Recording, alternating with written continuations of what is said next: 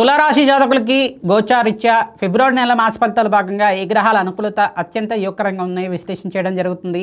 తులారాశి జాతకులకు ప్రధానంగా రాష్ట్రాధిపతి శుక్రుడు యోగకరంగా కుంభరాశిలో సంచారం చేయడం, ఈ యొక్క మీనరాశిలో శనీశ్వరుడు యోగకరంగా మారడం ఇక రాజయోగ కారణంగా చెప్పడం జరుగుతుంది. ఇక్కడ బుధ భగవానుడు కూడా బుధుడు శుక్రుడు కలియికంతా కూడా రాజయోగ కారణంగా ఉంటుంది.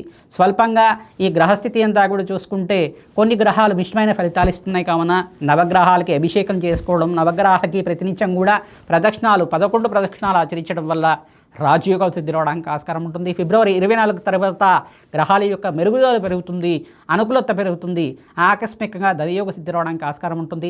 వెంకటేశ్వర స్వామి వారికి ప్రతినిత్యం కూడా తులసిమాలను అర్పించి ఈ యొక్క వెంకటేశ్వర స్వామి వారికి అభిషేకాది కార్యక్రమాలు ఆచరించుకోవడం వల్ల అఖండమైన పుణ్య ఫలితాలు పొందడానికి ఆస్కారం ఉంటుంది. వెంకటేశ్వర స్వామి వారికి అంతా కూడా కళ్యాణం ఆచరించడం వల్ల, శ్రీనివాస కళ్యాణం అంతా కూడా ఆచరించడం వల్ల వెంకటేశ్వర స్వామి వారికి అంతా కూడా అఖండమైన పుణ్య ఫలితాలు పొందడానికి ఆస్కారం ఉంటుంది. వివాహాది శుభకార్యాలు జరగడానికి ఆస్కారం ఉంటుంది.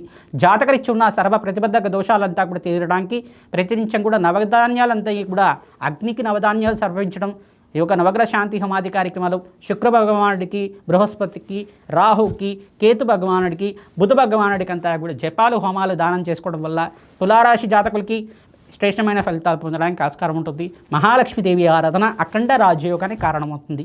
ప్రతినిత్యం కూడా మహాలక్ష్మీదేవి ఆవిర్భావ చరిత్ర అనే చరిత్ర ఉంటుంది. ఆ చరిత్రని పారాయణం చేసుకోండి, అఖండమైన పుణ్య ఫలితాలు పొందుతారు. ప్రధానంగా మహాలక్ష్మీదేవి చరిత్ర అంతా కూడా పారాయణం చేసుకున్న వాళ్ళకి ఆకస్మికంగా ధన ప్రభావం అంతా కూడా సిద్ధించడానికి ఆస్కారం ఉంటుంది. వ్యాపారంలో అభివృద్ధి కలగడానికి ఆస్కారం ఉంటుంది. ఉద్యోగంలో మార్పులంతా కూడా ఫిబ్రవరి 26వ తారీఖు తర్వాత రాజయోగ కారణంగా మారుతుంది. జీవితంలో మంచి నిర్ణయం తీసుకోవడానికి, శుభవార్త వినడానికి ఆస్కారం ఉంటుంది. కావున శ్రేష్టమైన ఫలితాల కోసం ప్రతినిత్యం కూడా జన్మజాతకాన్ని విశ్లేషణ చేసుకుని తగు పరిష్కారం ఆచరించడం వల్ల అఖండ రాజయోగము పుణ్య ఫలితాన్ని పొందడానికి ఆస్కారం ఉంటుంది. పరమేశ్వరుడి ప్రీతికరంగా ఫిబ్రవరి నెలలో మీరంతా కూడా అభిషేకాది కార్యక్రమాలు, రుద్రహోమం ఆచరించడం వల్ల అఖండమైన పుణ్య ఫలితాలు పొందుతారు. నవధాన్యాలతోటి ఈ యొక్క నవగ్రహ శాంతి హోమాది కార్యక్రమాలు ఆచరించుకోవడం, నవగ్రహాల ఆధీనంలో ఈ యొక్క మన గ్రహస్థితి అంతా కూడా ఆధీనంలో ఉంటుంది. కావున నవగ్రహాలకి ప్రీతికరంగా ప్రతినిత్యం కూడా అభిషేకము, ఫలోదక అభిషేకం అంతా కూడా ఆచరించడం వల్ల ఆకస్మికంగా ధనయోగం సిద్ధి రావడానికి ఆస్కారం ఉంటుంది.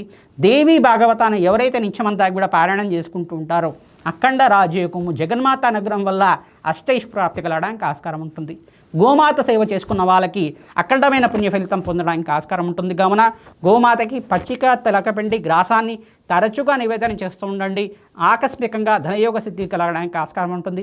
ఫిబ్రవరి 24 తర్వాత ఈ యొక్క గ్రహాల యొక్క అనుకూలత పెరుగుతుంది. కావున మీకు గ్రహస్థితి అనుకూలత పెరిగి ఆకస్మికంగా ధనయోగము, ఐశ్వర్య ప్రాప్తి కలగడానికి ఆస్కారం ఉంటుంది. ఉద్యోగంలో మార్పు కలగడానికి ఆస్కారం ఉంది.